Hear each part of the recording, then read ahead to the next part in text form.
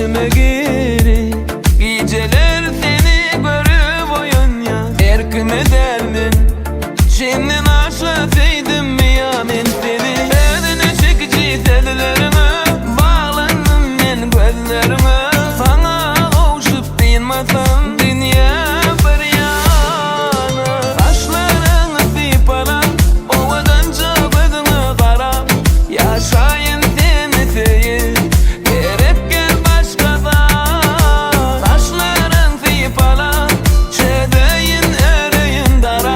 Yaşayın daşını kora gerek gel başkada.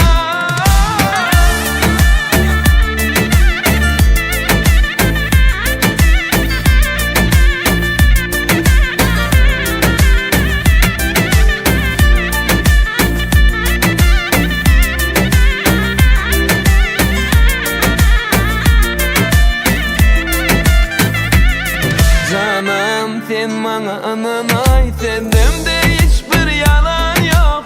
Şartlanır yüreğim yer görünne, sensiz bana hiç bolana. Çağır sen beni yüreğin kısa, çağır beni barayın kamutsa bassa. Saçlarını sipala ovadan